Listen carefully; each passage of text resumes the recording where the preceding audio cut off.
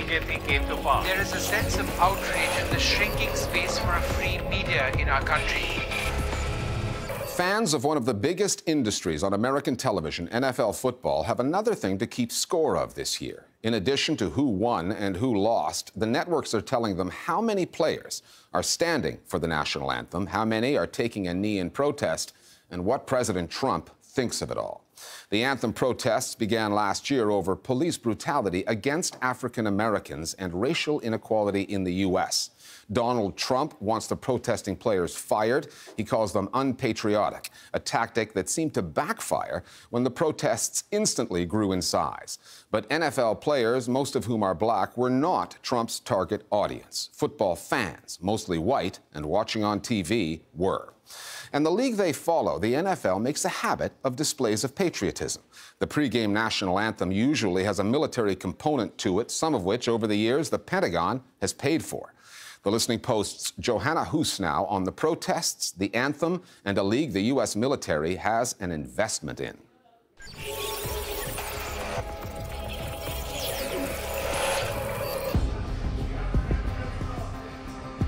The NFL has always demanded complicity from its players. Anyone who deviates from the plan is considered a distraction. And when things don't fit the script, especially in football, everybody gets a little uncomfortable. I think fans don't know quite how to react. I don't know if the media necessarily knows how to react, and I know teams don't know how to react.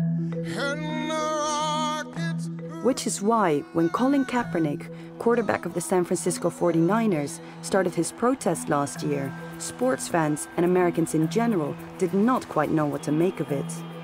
We have a lot of people that aren't treated equally, aren't given equal opportunities. Police brutality is a huge thing that needs to be addressed. Kaepernick's protest grew. Other players were taking a knee to draw attention to the fact that black Americans are 3 times more likely to get shot by police than whites are, and considerably more likely to be shot while unarmed. In most cases, those pulling the trigger are never convicted of a crime. But that message has been hijacked, or at least overshadowed, by President Donald Trump. Wouldn't you love to see one of these NFL owners, when somebody disrespects our flag, to say, get that son of a bitch off the field right now, out, he's fired. He's fired! Trump repeated and amplified the argument that Kaepernick and other protesters were showing a lack of respect for the anthem, the flag, and the soldiers who often carry the flag into the stadium. The Trump effect was immediate. The following weekend, when Americans turned on their TVs, the protest had mushroomed. Donald Trump obviously is not interested in having a conversation about racial inequity in the United States. And what he is interested in, fairly explicitly, is playing to the cultural resentments of a certain portion of his white base. But if Trump had not made these comments and ignited this national firestorm, I don't think that this interview we're having right now would be happening. When Donald Trump made his statements, he spoke with a lot of deception, a lot of manipulation in the message.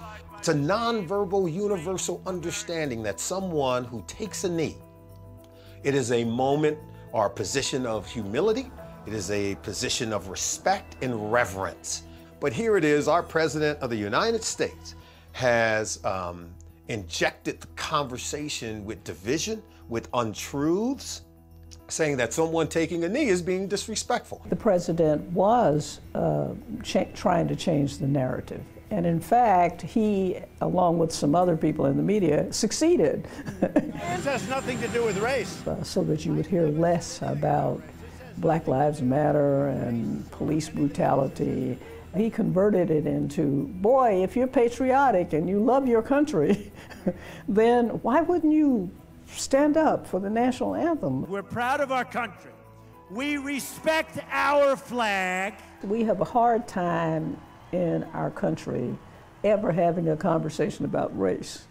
Every time something happens where racism is a factor, the public, the media, some parts of it talk about, will we this time have a conversation on race? We never really have a conversation on race.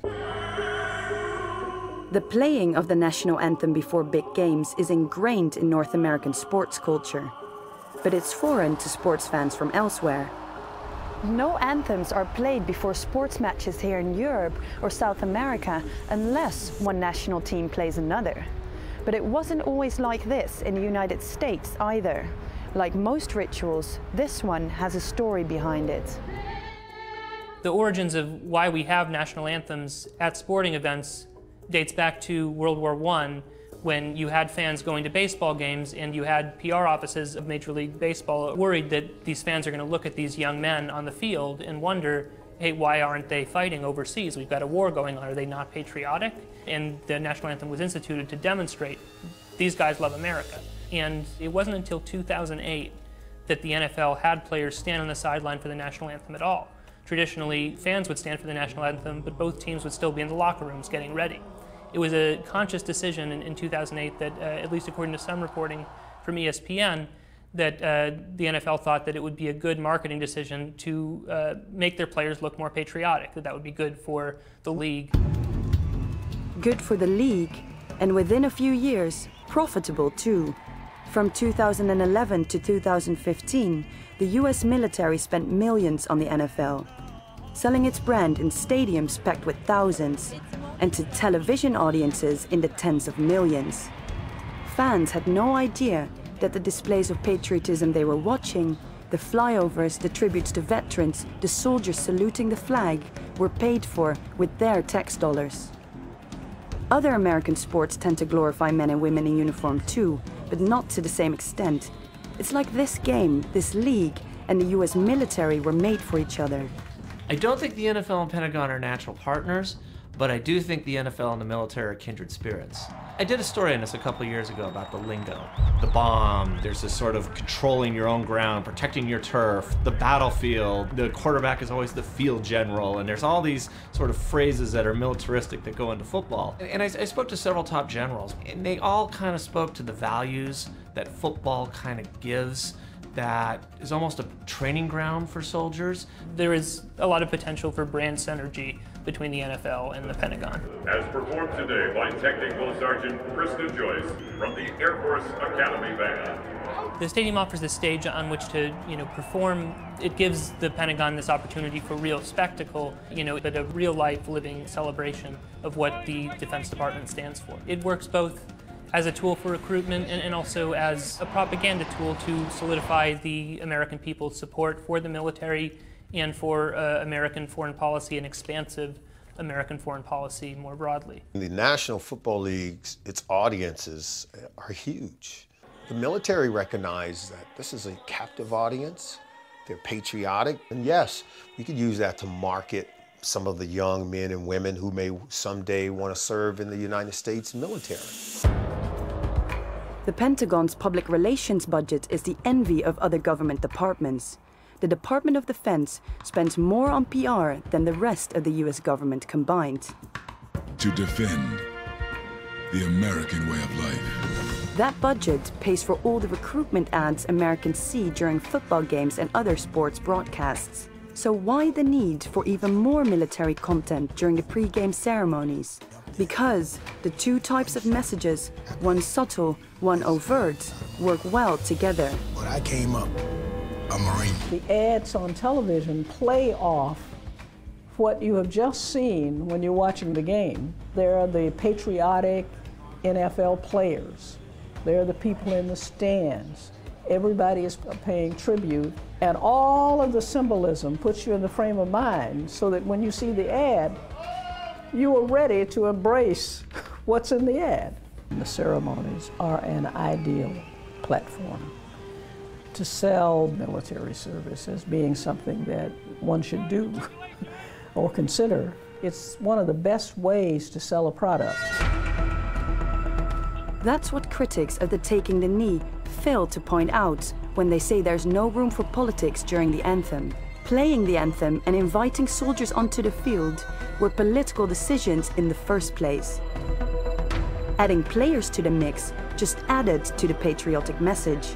There has always been room for politics at NFL games, just not the uncomfortable, racial kind. But as long as the images beaming out of stadiums show players standing at attention, hands on hearts, honoring the flag and the soldier carrying it, nobody will tell them to keep their politics in the locker room.